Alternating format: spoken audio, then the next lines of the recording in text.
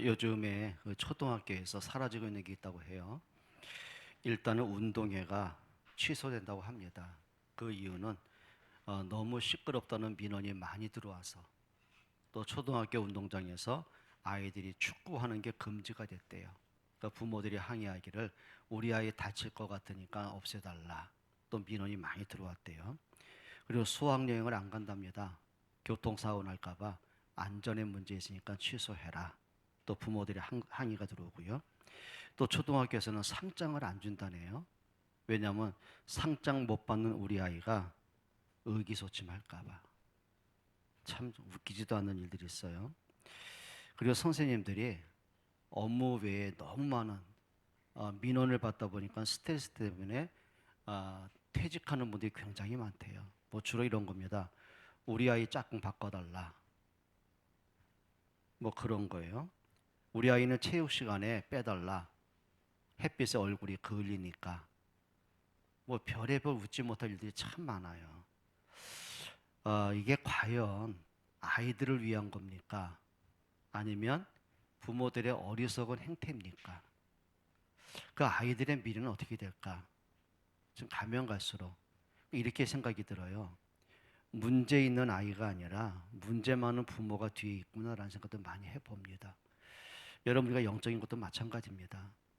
저는 성경을 읽을 때마다 좀 읽고 싶지 않은 성경 구절이 몇 군데가 있습니다. 너무 두렵기도 하고 너무 힘들기도 한 성경인데, 그 중에 하나가 사사기 2장 10절입니다. 이렇게 말씀하죠. 그 세대의 사람들도 다 그 조상들에게 돌아갔고. 무슨 말이죠? 자, 출애굽한 그 세대들, 그리고 광야 40년 길 가는 동안 하나님의 손길과 은혜와 능력을 확인했던 사람들이 다 이제 이 땅에서 떠나갔습니다. 죽었다는 얘기죠. 그리고 그 후에 일어난 다른 세대, 그래요. 하나님을 알지 못하는 다른 세대는 여호와를 알지 못하며 여호와께서 이스라엘을 위하여 행하신 일도 알지 못하였더라. 2장 11절에 이런 안타까운 말씀이 있어요. 이스라엘 자손이 여호와의 목전에 악을 행하여 바알들을 또 섬기며.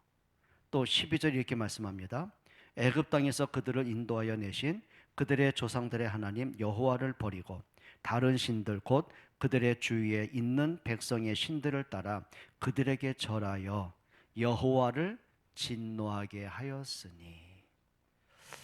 근데 이게요, 그 당시뿐만이 아니라 이게 역사 속에 끊임없이 반복되는 사건들이거든요. 자, 언약 가진 사람들이 언약을 잃어버리고 살아가니 그 자녀들에게 언약이 전달이 안 되죠. 그리고 이렇게 말합니다. 여호와를 알지 못하는 다른 세대, 그리고 우상 섬기고 멸망의 길로 가던 세대, 그리고 하나님의 진노를 받는 세대, 그렇게 말합니다. 여러분, 이제 부모인 저부터 우리 모두가요, 이런 악한 습관을 버려야 됩니다. 근데 이게 나도 모르게요, 돼요. 그렇게 돼요. 내 생각에 잡히고 불신앙에 잡히고 세상 것이 더 크게 보여지고, 그럼 이제 하나님의 은혜를 자꾸 잃어버릴 거 아닙니까? 그럼 성장하는 우리 아이들 속에는요, 부모를 통해서 목사를 통해서요, 하나님의 매력이 없어져요. 예배가 매력이 없어져요. 그러니 애들의 관심을 어디로 갈까요? 세상 것 따라갑니다. 게임이 재미있고요, 노는 게 재미있고요, 세상 향락과 쾌락이 더 크게 보여지고요. 그래서 성공한 사람들, 돈 많이 버는 것이 인생의 전부처럼 착각을 하게 되는 거예요. 그러다가 멸망의 세대가 되기도 합니다. 오늘 제목처럼 다음 세대의 각성들, 저는 이렇게 말하고 싶어요. 목사의 새로운 각성, 우리 중직자가 가져야 될 각성, 우리 부모들이 가져야 될 진짜 각성, 한번 찾아봐야 됩니다. 첫 번째입니다. 따라합시다. 이것만은 범하지 말자. 이것만은. 정말 우리가 연약하고 어리석음도 있고 허물도 많습니다. 많고 실수도 합니다만은, 이것만은 범하지 말자. 그 첫째가 뭔지 아세요? 하나님을 거역하며 살지 말자. 누굴 거역하면서요? 하나님을 거역하는 인생 되지 말자. 민수기 14장 9절 이렇게 말씀합니다. 자, 광야길을 통과하는 중에 12명의 안악산지를 정탐하고 돌아오죠. 근데 10명이 이렇게 말합니다. 우리는 저들과 싸워서 이길 길이 없다. 저들은 거인 족속이고 우리는 저들에 비하면 메뚜기에 불과하다. 우리는 여기서 우리 처자가 칼날에 죽게 될 것이다. 그러자 백성들이요, 그 말 듣고 밤새도록 통곡을 합니다. 이렇게 선택을 합니다. 우리를 이끌어내 저 못에 돌로 쳐 죽이자. 그리고 우리에게 새로운 지도자를 세우자. 그리고 애굽에 다시 돌아가자. 우리 처자가 칼날에 죽는 것보다는 노예라도 살아야 되지 않겠느냐, 이렇게 생각을 하는 거예요. 뭘 잃어버린 거예요? 눈에 보이는 안악 산지 때문에 오늘 죽게 되었다는, 내가 죽게 되었다는 불안 때문에 하나님도 거역하게 되는, 그리고 선택하는 모든 것들, 말하는 모든 것이 틀리게 되는 거죠. 그때 여호수아와 갈렙이 일어나서 이렇게 말합니다. 다만 여호와를 거역하지는 말라. 여호와를 거역하지는 말라. 또 그 땅 백성을 두려워하지 말라. 그들은 우리의 먹이라. 그들의 보호자는 그들에게서 떠났고 여호와는 우리와 함께 하시느니라. 그들을 두려워하지 말라. 여러분, 나도 모르게요, 하나님을 거역한다 하지 않지만 하나님을 거역할 때가 참 많습니다. 왜요? 당장 내 눈에 보이는 현실을 보니까, 문제를 보고, 내가 갖고 있는 힘든 걸 보고, 가정 문제를 보고, 경제 문제 보고, 가정 문제, 자녀 문제, 온갖 문제를 보면서요, 하나님을 거역하는 나의 어리석음을 범하게도 됩니다. 여러분, 정말 기억하시기 바랍니다. 하나님이 우리에게 실수로 문제를 준 것이 아니라면, 그러면 하나님이 그 문제를 통해서 내게 주는 메시지를 찾아내야 되는 거예요. 애굽에서 그들을 구원하시고 건져내신 하나님이, 광야 40년 길을 은혜로 통과하게 하신 하나님이 안악산지까지 오게 하신 것은 그들을 거기서 칼날에 죽게 만들려고 인도한 건 아니겠죠. 그러면 적어도요, 하나님이 왜 우리를 안악산지로 이끌어내셨을까? 저들을 보게 하셨을까? 이 전쟁을 우리에게 왜 허락하셨을까? 생각하고 질문하고 기도만 하더라도요, 그들이 어리석은 말을 하진 않을 것입니다. 그런데요, 순간 하나님의 능력도 잊어버리고, 하나님의 구원의 은혜도 잃어버리고, 오늘까지 나와 함께 하시고 인도하시는 하나님의 손길을 잊어버려요. 뭐가 보이니까요? 눈에 보이는 문제 때문에요. 그게 더 크게 보여지는 거예요. 여러분, 정말 여러분이 하나님을 거역하지 않는 그런 삶이 되기를 바랍니다. 그러면 우리가 하나님을 거역하지 않는다는 말은 뭘까요? 하나님과 나와의 관계를 허무는 어리석음을 범하면 안 되는 거예요. 예레미야 2장 13절에 이렇게 말씀합니다. 다 같이 한번 읽어볼까요? 시작. 내 백성이 두 가지 악을 행하였나니 곧 그들이 생수의 근원되는 나를 버린 것과 스스로 웅덩이를 판 것인데, 그것은 그들 가두지 못할 만큼 웅덩이들이니라. 그물을 가두지 못한. 하나님 뭘 다시한 거예요? 이 백성이, 다시 말하면 내가 구원한 이 백성이, 내 은혜를 받고 있는 이 백성들이, 내 손길 속에 살아가는 이 백성들이 내게 두 가지 악을 범했다. 첫째 악은 뭐죠? 그들이 뭐예요? 나를 버렸다. 하나님을 버렸어요.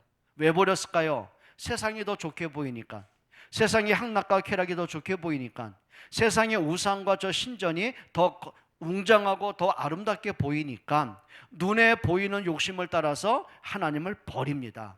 근데 두 번째 범죄가 뭐라고요? 그들이 스스로 웅덩이를 팠는데 그것은 그 물을 가두지 못할 웅덩이다. 스스로 웅덩이를 팠어요. 근데 그 웅덩이에 물이 없이 메말라 버렸어요. 그 말은 뭘까요? 자, 하나님이 없는 그 마음속에 뭔가 허전하고 외롭고 불안하고 두려우니까 거기에 뭔가 허전한 마음을 채워야 되잖아요. 근데 그 자리에, 하나님이 없는 그 자리에 그들은 온갖 우상과 종교를 채웠어요. 온갖 즉흥적이고 쾌락적이고 향락적인 것으로 세상 것을 채웠어요. 근데 이상하죠? 평안이 없어요. 행복이 없어요. 마치 뭐와 같으냐면 아담과 하와가 그 마음속에 하나님을 지워버렸습니다. 하나님을 거역합니다. 그리고 자기가 원하는 선악과를 채우려고 합니다. 근데 원하는 선악과를 먹었는데 원하는 하나님이 되지도 않고, 원하는 행복도 없고, 원하는 응답이 없는 거예요. 오히려 뭐가 왔어요? 빈 웅덩이가 되어버렸어요. 메마른 웅덩이가 되어버렸어요. 그게 뭘까요? 불안이 밀려와요, 두려움이 밀려와요, 허무가 밀려와요, 고통이 밀려와요. 뭔지 아십니까? 그게 어리석음이에요. 여러분, 우리의 삶에서 하나님과의 관계를 깨트리는 어리석음 범하지 않기를 바랍니다. 정말 하나님의 창조주가 되시고요, 하나님이 나의 하나님이 되시는 이런 은혜 받기를 축복합니다. 여러분들이 따라합시다. 하나님을 우습게 여기지 말자. 갈라디아 6장 7절에 뭐라 그래요? 스스로 속이지 마라. 같이 한번 읽어봅니다. 스스로 속이지 말라. 하나님은 업신여김을 받지 아니하시나니 사람이 무엇으로 심든지 그대로 거두리라. 속이지 마라. 근데 자기가 스스로 속아요. 그게 뭘까요? 하나님이 어디 있어? 뭐 하나님이 계시다면 이럴 수 있어? 뭐 내가 능력 있으면 됐지? 열심히 살면 됐지? 그렇죠. 성실하게 잘 살면 됐지? 내가 양심껏 살면 됐지? 내 능력껏 살면 됐지? 언제부터인지 모르겠어요. 스스로 속이는 인생이 되는 거죠. 그런데 중요한 게 있습니다. 하나님은 업신여김을 받지 않습니다. 여기 업신여기다 헬라어 원뜻이 뭐냐면요, 하나님의 콧방귀를 뀌다 그 말이에요. 그런 거 있죠. 이게 말도 안 될 때, 정말 말도 안 되는데 자꾸 어리석은 일을 하고 어리석은 말을 해요. 그때 뭘까? 무시해버리는 거예요. 그게 뭘까요? 하나님은 업신여김을 받지 않으신다. 그리고 우리가 중요한 게 있어요. 따라합시다. 하나님의 은혜를 가볍게 여기지 말라. 뭐 하지 말라고요? 하나님의 은혜를 가볍게 여기지 말라. 여러분, 철없는 아이들이요 이렇게 말합니다. 엄마 아빠가 나한테 해준 게 뭐 있어? 뭐 그런 말 하죠. 삐지면, 서운하면, 자기가 원하는 대로 안 해주면, 해준 게 뭐 있냐는 거예요. 정말입니다. 하은아, 엄마 아빠가 너한테 해준 게 없지, 그지? 아무것도 없지. 남들처럼 뭐 명품 사주고, 남들처럼 해외여행 보내주고, 남들처럼 막 그 고급 승용차 사주고 해준 적 있어, 없어? 없지. 이렇게 말해봐. 엄마한테 얘기해봐. 해준 게 뭐 있어? 한번 얘기해봐. 그러니까 사람들이요 자꾸 비교할 때 어리석음이 와요. 부모 없이 태어난 자식이 있습니까? 하은아, 한번 다시 물어볼게. 너 엄마 뱃속에 네가 스스로 나왔지? 네가 스스로 기저귀 차고 네가 행동했지? 네가 밥해 먹었지? 네가 지금까지 입고 먹고 살아온 것이 네가 한 거지? 해준 거 맞네. 이렇게 말해요. 죄송합니다. 까불어서 죄송합니다. 그게 근데 이 일을 왜 안 물어? 진심으로 해봐. 시작. 집에 가서 할래? 그래라. 근데 이게요 아이들만이 아니더라니까. 우리가 하나님에게 이렇게 말합니다. 예수 믿어도 된 게 뭐 있어? 하나님 믿는데 기도했는데 응답 온 게 뭐 있어? 이게요 나도 모르게 이런 말할 때가 굉장히 많아요. 은혜를 받아놓고도 정말 우리가 받은 은혜가 보통 은혜입니까? 하나님의 여러분 한 영혼을 구원하기 위해서 영원 전부터 하나님은 구원 계획을 세워놓으셨는데요, 여러분을 사망에서 생명에서 사망에서 죄에서 구원하기 위해서 그리스도가 처참하게 십자가에 죽으셨는데요, 그 은혜 때문에 내가 구원받았는데요, 이게 가벼운 얘기겠습니까? 근데 사람이 이렇게 말합니다. 가볍게 여겨요. 히브리서 10장 29절 한번 같이 읽어보겠습니다. 시작. 하물며 하나님의 아들을 짓밟고 자기를 거룩하게 한 언약의 피를 부정한 것으로 여기고 은혜의 성령을 욕되게 하는 자가 당연히 받을 형벌은 얼마나 더 무겁겠느냐. 너희는 생각하라. 우리 이렇게 말합니다. 틀린 말이 뭔지 아십니까? 유대인들이 예수님을 십자가에 못 박여 죽게 넘겼다고 했어요. 가룟 유다가 예수님을 배반하고 팔아 넘겼다고 말을 해요. 로마 군병들이 예수님을 십자가에 못 박았다고 우리는 말을 합니다. 근데 그 틀린 말입니다. 아니요, 나 때문에 못 박히셨습니다. 나 때문에 예수님이 죽으셔야 됐습니다. 이유가 뭔지 아십니까? 그리스도가 십자가에 죽지 않으셨다면 우리는 제사함 받을 길이 없기 때문에 그렇습니다. 예수님의 십자가의 죽음이 없었더라면 우리는 구원받을 길이 없기 때문에 그렇습니다. 그럼 유대인들이 죽인 게 아니에요. 죄인된 내가 예수를 십자가에 못 박게 한 거예요.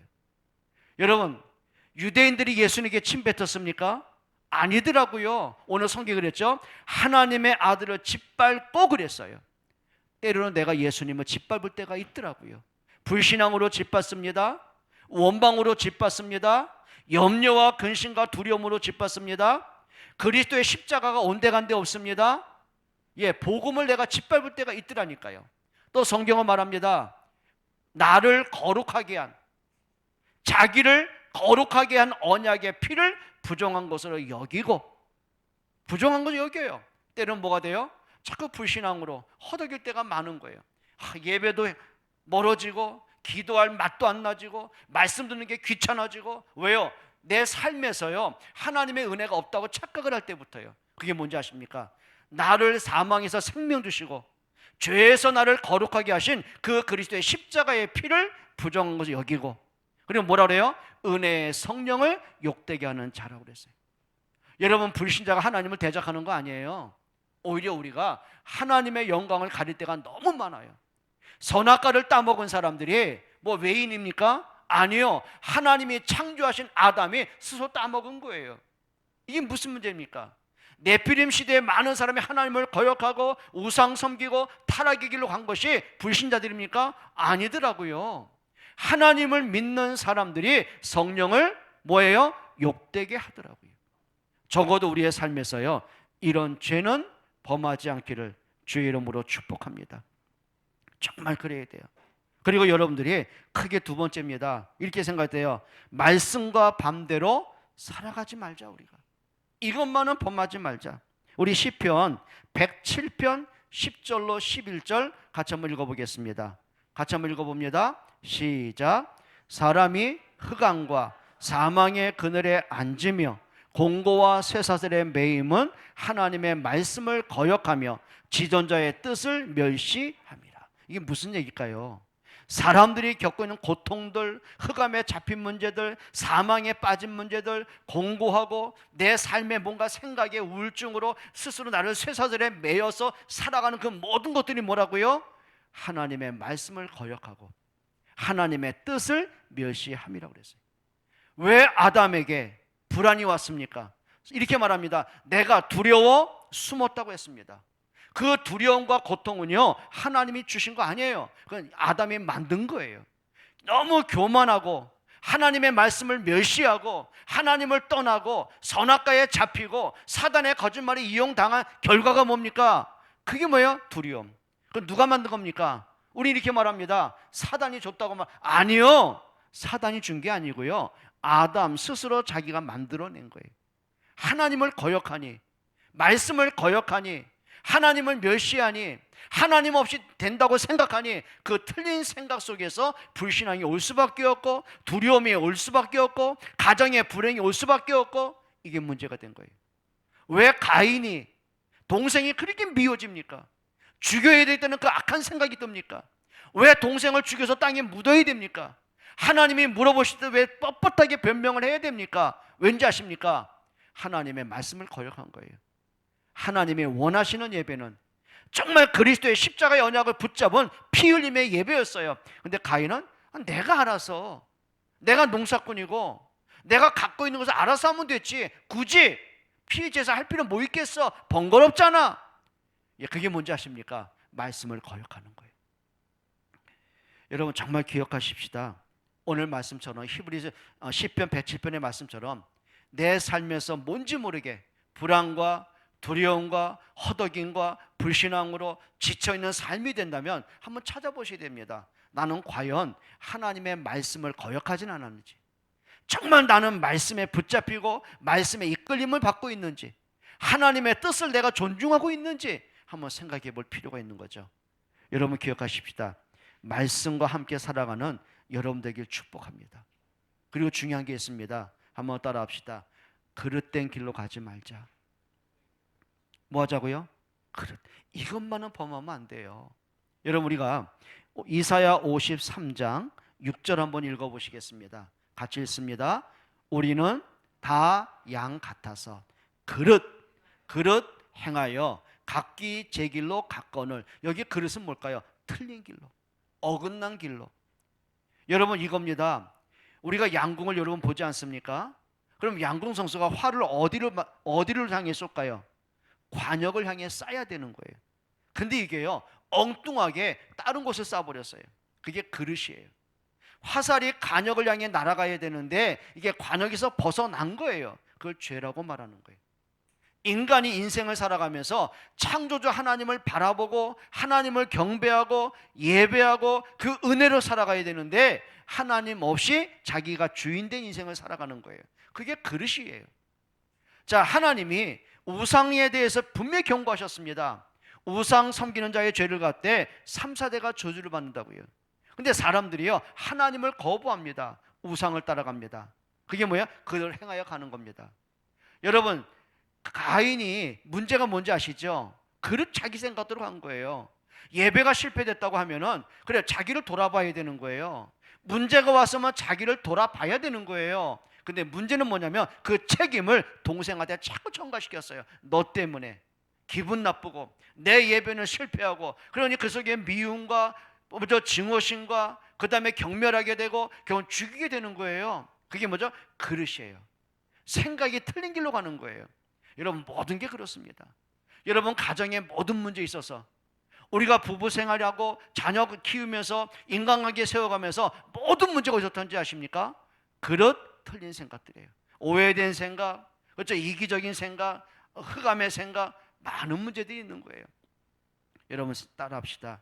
틀린 길에서 벗어나자. 정말 그래야 돼요. 이렇게 말합니다. 우리는 다 양 같아서 그릇 행하여 각기 제 길로 갔거늘 여호와께서는 우리 모두의 죄악을 그에게 담당시키셨도다. 그가 누구예요? 그리스도의 십자가의 능력을 얘기하는 거예요. 여러분, 이것만은 범하지 말자. 첫째가 뭐라고 그랬어요? 하나님을 거역하며 살지 말자. 그리고 두 번째가 뭐라고요? 말씀과 반대로 살아가지 말자. 세 번째 뭘 범하면 안 돼요? 그릇된 길로 가지 말자. 여러분, 자신을 돌아보면서요, 하나님 앞에 바른 믿음, 온전한 믿음 회복하기를 축복합니다. 두 번째입니다. 따라합시다.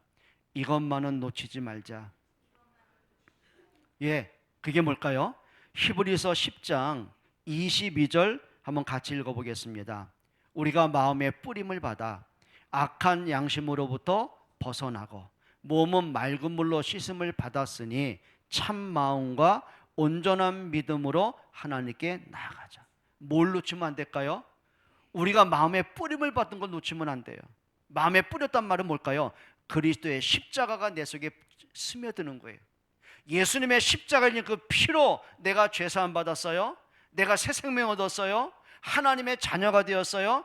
이거는 놓치지 말자. 그 말은 뭘까요? 내가 어떻게 구원받았는지를, 적어도 내가 어떻게 죄사함 받았는지를, 어떻게 내가 하나님을 다시 만나게 되었는지를, 어떻게 내가 생명을 얻게 되었는지를, 한 가지입니다.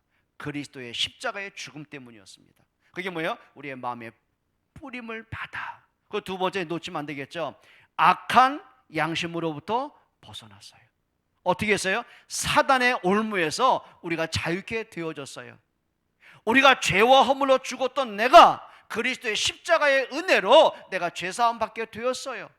사망에 빠진 내가 그리스도의 십자가의 은혜로 새 생명을 얻게 되었어요. 그게 뭐예요? 악한 양심으로부터 벗어나고요. 그리고 기억을 해야 되는 거예요. 우리 속에는 나는 예수님으로 인하여 구원받은 게 맞습니다. 근데 중요한 게 있어요. 나도 모르게요, 인생 살다 보면은요, 내가 받은 구원의 가치를 자꾸 잃어버릴 때가 많습니다. 뭐처럼요? 마치 이스라엘 백성들이 구원받아 나와 놓고도 430년의 노예에서 해방받아 놓고도 자유를 얻어 나와 놓고도 광야길 가면서 내게 부딪히는 문제들, 내가 힘들다고 느끼는 문제들, 내가 원하지 않는 문제에 딱 부딪히는 그 순간 어떻게 돼요? 그 은혜를 잃어버리는 거예요. 뭐가 될까요? 불신앙이 너무 또 많아요. 우리 속엔 죄사함은 받은 게 많지요, 맞지요? 근데 중요한 게 있습니다. 우리 속에 죄성은 아직 남아있는 거예요. 우리가 그리스도로 생명 얻고 죄사함 받고 하나님이 우리를 볼 때는 의인으로 인정을 하셨습니다. 오직 의인은 믿음으로 말미암아 살리라. 하나님 앞에 우리는 의인된 게 맞습니다. 근데 중요한 게 있습니다. 내 자신을 바로 봐야 되는 거예요. 내 속에 뭐가 있다고요? 죄성이 너무 많은 거예요. 사단의 속을 만한 어리석음이 너무 많은 거예요. 그래서 성경이 뭐랬죠? 따라합시다. 지극히 선한 것을 분별해라. 뭐 하라고요? 지극히 선한 것이 무엇인지, 어느 것이 하나님의 말씀인지, 어느 것이 사단의 거짓말인지, 어느 것이 하나님의 나를 향한 뜻인지, 어느 것이 사단이 나를 향한 유혹인지, 어느 것이 하나님의 계획인지, 어느 것이 내 인간의 욕심인지 분별할 수 있어야 되는 거예요. 그런데 인간에게는요, 이 분별할 능력이 없다는 게 더 큰 문제입니다. 여러분, 아담과 하와가 적어도 분별했더라면 왜 내가 하나님으로 만족하지 못하지? 왜 내가 하나님께 예배하는 걸 행복하지 못하지? 내가 왜 하나님의 말씀 앞에 서는 것으로 내가 자꾸 흔들리지? 왜 선악과가 내게 더 크게 보이지? 왜 욕심이 너무 지나치지? 내가 왜 하나님이 되겠다는 교만이 생기지? 저 사단의 거짓말 내가 끌려가지? 예, 분별을 해야 되는 거예요. 근데 그 분별하는 기준은 딱 하나입니다. 말씀이더라고요. 하나님 분명히 말씀하셨거든요. 선악을 알게 하는 나무는 먹지 말라. 먹으면 정령 뭐하리라? 죽으리라. 하나님 말씀이에요. 근데 사단의 말은 뭐예요? 결코 안 죽는다. 오히려 눈이 밝아진다. 네가 먹으면 하나님처럼 되어진다. 그러면 이제는 사단의 그 말과 하나님의 말씀 앞에 내가 서야 되는 거예요. 근데 아담의 마음이요, 하나님께 등을 돌립니다. 하나님께 돌립니다. 그리고 사단을 향합니다. 그 말을 자꾸 받아들입니다. 그 말이 나와 맞습니다. 왜요? 나는 선악과 내 것으로 만들고 싶고 먹고 싶은데 사단은 먹으라는 거예요. 안 죽는다는 거예요. 위로합니다.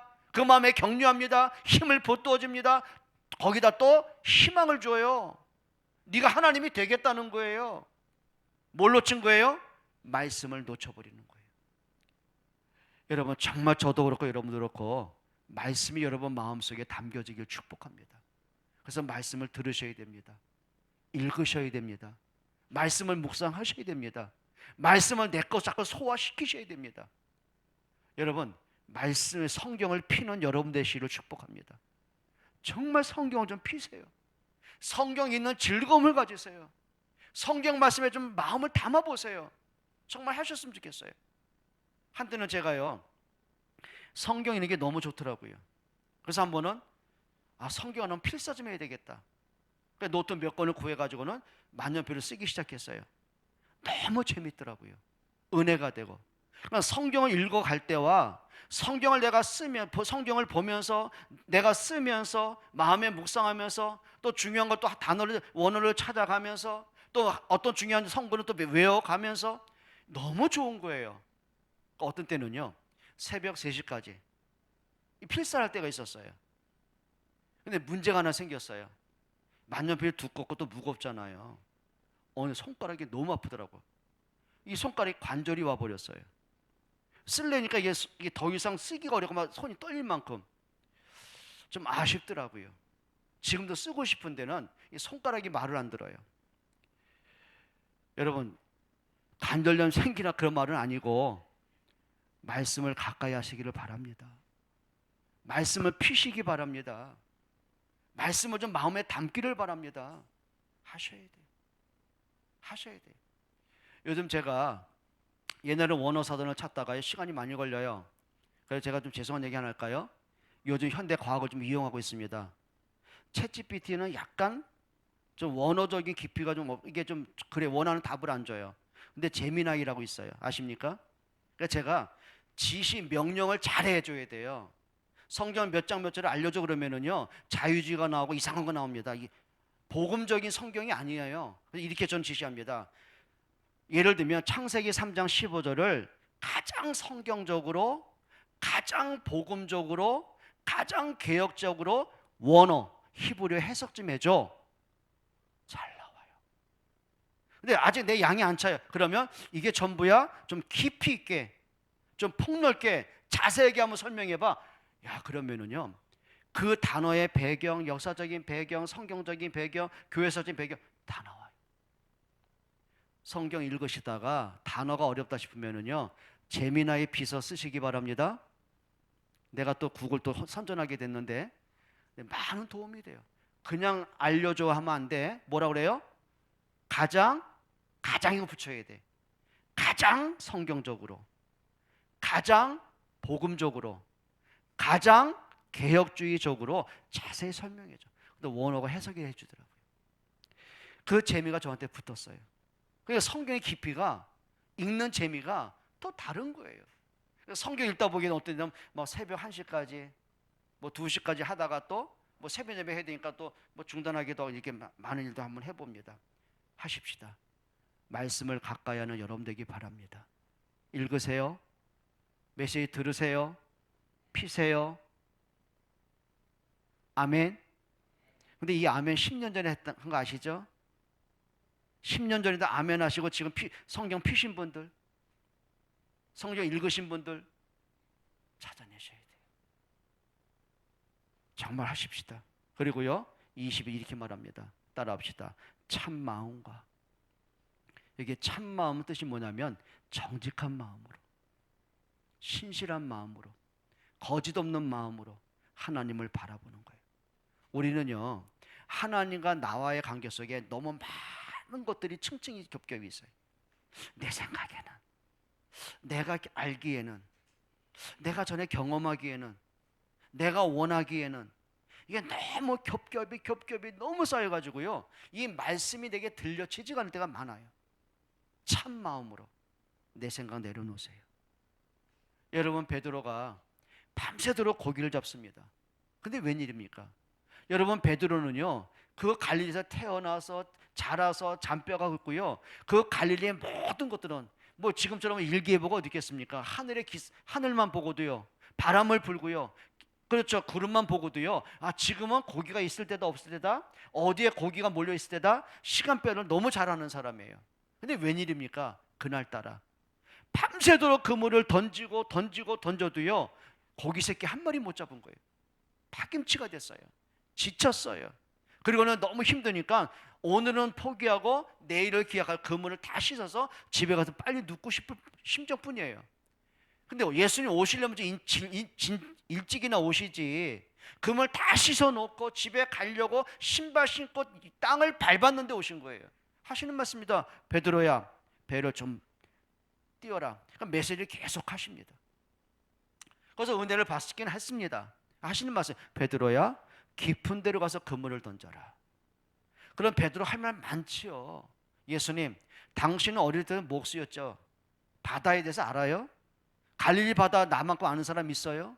지금 고기가 없어요. 깊은데 더군다나 없어요. 나 지쳤어요. 나 들어가 쉬고 싶어요.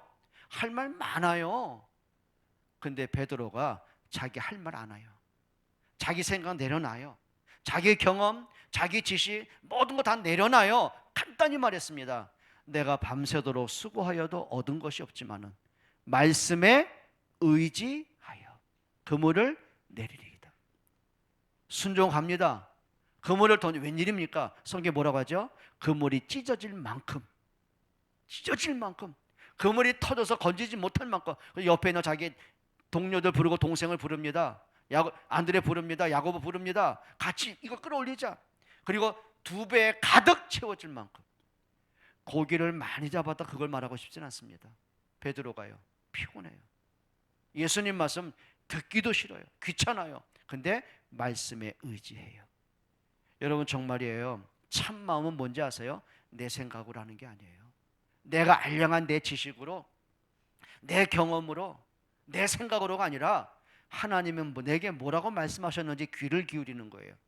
그 말씀을 마음에 담는 거예요. 말씀에 인도 받는 거예요. 말씀에 내가 이끌림 받는 거예요.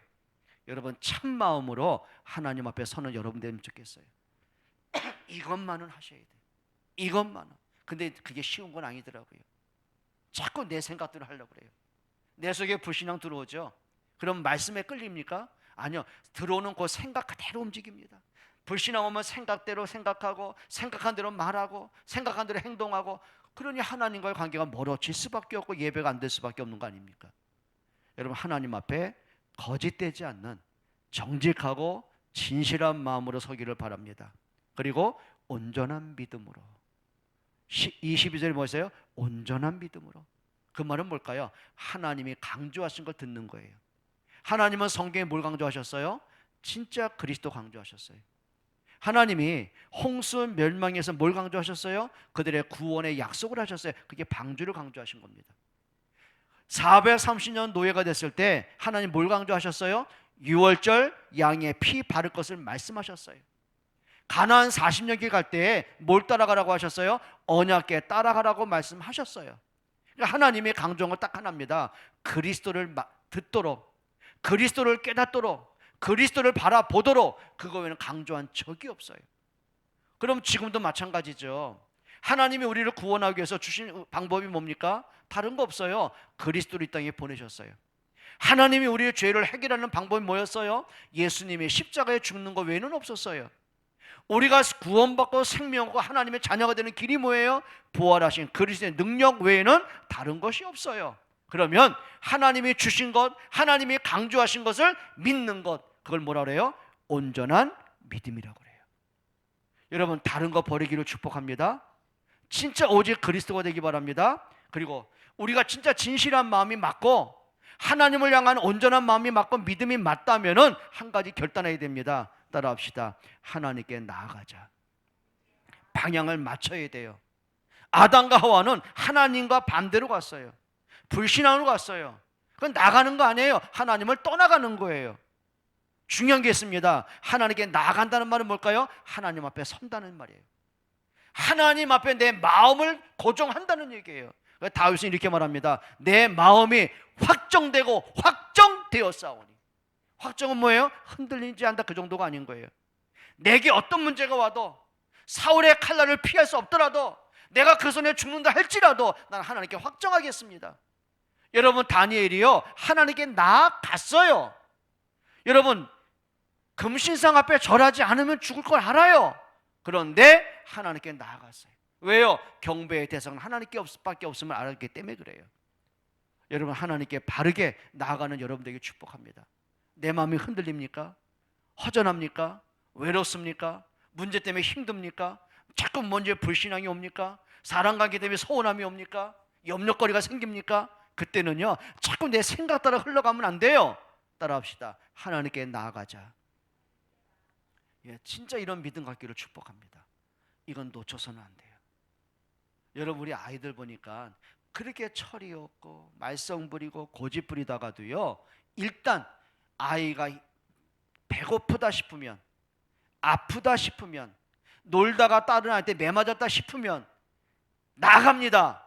누구한테 나가요? 강집사님? 누구한테 나가요? 엄마한테 나가는 거예요.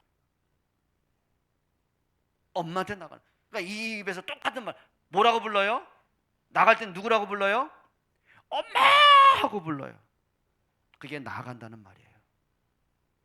정말 여러분 속에 감정 따라, 기분 따라, 내 생각 따라 끌려가는 게 아니라 진짜 하나님께 나가시길 바랍니다. 그때는 오직 그리스도. 아이가 엄마라고 외치듯이 여러분에게는 정말 그리스도가 되기를 축복합니다. 그게 응답입니다. 마지막 세 번째입니다. 따라합시다. 이것만은 제대로 하자. 진짜 제대로 하세요. 그 첫째가 뭘까요? 나 다움에 대한 도전하셔야 돼요. 전에 말씀드렸죠. 아름답다 할 때 그 아름이 뭐라고 그랬어요? 나라고 그랬어요. 그럼 아름답다는 말은 나다울 때 아름다운 거예요. 얼굴에 화장을 짙게 하고 뭐 성형을 하고 뭐 명품을 걸치고 그래서 아름다움이 아니고요. 여러분이 여러분 다울 때 아름다움인 거예요. 엄마는요 뭐 화장빨에서 나오는 거 아니에요. 옷빨에서 나오는 게 아니고요. 돈이 많고 없으면 나오는 게 아니에요. 엄마 그 자체에서 나오는 거예요. 여러분 어린 아이가 엄마 재산 얼마야? 우리 집은 몇 평이야? 관심 없어요. 그냥 엄마 아빠 품에 있는 그 자체가 좋은 거예요. 그게 뭔지 아셔요? 엄마는 엄마다울 때 아름다운 모습이에요. 그래요. 만약에 제가 목사로서요 맨날 말도 이상하게 하고 막 철없고 여러분한테 막 땡깡 부리고 고집 부리고 막 함부로 말하고 막 선을 자꾸 넘어가고 여러분 어떻게 되겠습니까? 목사가 목사답지 못하면은요 그는 아주 추한 거예요. 우리가 인생을 살고 신앙생활 하면서요 추한 인생이 되면 안 되는 거예요. 따라합시다. 아름다운 인생 되자. 말도요 추한 말이 있고요 아름다운 말이 있어요. 정말 있다니까요. 여러분에게 정말 나다움에 대한 도전하시기를 바랍니다. 우리 학생들, 우리 초등부부터 중고등부, 대학 청년들이 우리 다음 세대에 부탁을 합니다. 여러분 아름답게 시간 보내기 바랍니다. 그냥 뭐 젊을 때 즐기자, 뭐 젊을 때 즐기세요. 금방 너 성환이 너 금방 너 틀니 껴야 되고 너 보청기 껴야 되고 막 어? 뭐 이거 뭡니까 무슨 수술? 이거 백내장 수술하고 해야 돼 금방. 언제까지 네가 하면 꼰대 또 체를 있게 돼? 언제부터 허리 구부러져야 돼? 가다가 삐끗하면 에이 금방 와. 시간 잘 보내 성환아. 어? 우리 청년들 부탁합니다. 젊다고 멈추진 시간이 멈춘 거 아니에요. 시간은요 야속하게 갑니다. 죄송합니다. 저는 진짜입니다. 어느 날 보니까는요 거울 보니까는요 야 이게 웬 할아버지가 있더라고요. 진짜 이게요. 여러분 기억합시다. 시간은 멈추지 않습니다. 여러분이 장로님들, 권사님들, 집사님, 우리 성도들 부탁드립니다. 아름다운 여러분 되기를 축복합니다. 누군가가 여러분을 봤을 때 진짜 당신을 볼수록 하나님 정말 살아계셔 느낄 수 있으면 그 사람 아름다운 사람이에요. 그리 되길 바랍니다. 그리고 기억하세요. 오늘을 가치 있는 날로 만들어 갔으면 좋겠어요. 시편 144편 12절에 이렇게 말씀합니다. 같이 읽어볼까요? 시편 144편 12절입니다. 같이요. 우리 아들들은 어리다가 장성한 나무들과 같으며 우리 딸들은 궁전의 양식대로 아름답게 다듬은 모퉁이 또가. 우리 아들 어리다가 장성한 나무와 같다. 여러분 처음에 나무 묘목을 심을 때요 아주 가녀리고 그냥 쉽게 뽑혀지고 아무 가치도 없잖아요. 근데 어떻게 해요? 이게 이제 자랍니다. 그럼 큰 나무가 되고 많은 열매를 맺게 되는 것처럼 우리 다음 세대들에게 여러분 철없는 그 모습을 아니라 성숙한 모습으로 성장하기를 바랍니다. 모두가 그래야 돼요. 여러분 진짜 그래야 돼요. 어른이 되면 어른 아이로 멈추는 게 아니라 아름다운 어른으로 살아가는 여러분 되길 바랍니다. 오늘을 아름답게, 오늘을 가치 있게, 오늘을 후회 없게 여러분 세월을 아끼는 여러분 됐으면 좋겠습니다. 로마서 12장 2절에 이렇게 말씀합니다. 나를 향하신 하나님의 뜻이 무엇인가를 분별해라. 한번 성경 읽어봅니다. 너희는 이 세대를 본받지 말고 오직 마음을 새롭게 함으로 변화를 받아 하나님의 선하시고 기뻐하시고 온전한 뜻이 무엇인지 분별하도록 하라. 좀 늘 관심 가지세요. 하나님의 기뻐하는 뜻은 뭘까? 하나님의 온전한 뜻은 뭘까? 하나님의 선한 뜻은 뭘까? 한번 찾아보세요. 하나님은 여러분에게 욕심으로 원하는 분은 아닙니다. 그렇죠? 그래요. 하나님이 요셉에게 원하시는 기뻐한 뜻, 선하신 뜻, 온전한 뜻은 뭘까요? 단순하게 육신적으로 뭐 성공시켜서 고생 끝나게 하고 아니더라고요. 하나님은 요셉을 통해 진짜 선한 뜻은 뭐죠? 그를 통해서 생명을 살리고 후대를 세워가는 그 일을 요셉을 통해 하시는 거예요. 그것 때문에 하나님은 요셉에게 복을 줄 수밖에 없는 거예요. 여러분 하나님의 선한 뜻이 무엇인가를 분별하기를 바랍니다. 그럼 교회를 향한 하나님의 뜻은 뭘까? 우리 가정을 향한 하나님의 선한 뜻은 뭘까? 그러면 나를 통한 하나님의 선한 뜻은 뭘까? 찾아보셔야 돼요. 마지막 하나입니다. 헛된 꿈이 아니라 진짜 좀 꿈을 꾸시기 바랍니다. 빌립보서 2장 13절 이렇게 말합니다. 같이 읽겠습니다. 너희 안에서 행하시는 이는 하나님이시니 자기의 기쁘신 뜻을 위하여 너희에게 소원을 두고 행하게 하시나니. 하나님이 여러분에게 뭘 하셨어요? 기뻐하는 뜻을 두셨다고 그랬어요. 여러분 우리의 삶에서 진짜 복음의 열매 맺을 수 있는 아름다운 은혜의 열매 맺을 수 있는 여러분 되기를 주의 이름으로 부탁합니다. 하나님 고맙습니다. 정말 우리의 삶이 하나님 앞에 가장 아름답고 귀한 삶이 되기를 원합니다. 우리 자신이 하나님 앞에 정말 방향을 바로 맞추게 하시고 하나님의 뜻이 무엇인가 분별하게 하시고 하나님이 원하시는 삶의 아름다움이 있게 도와 주옵소서. 예수 그리스도의 이름으로 기도합니다.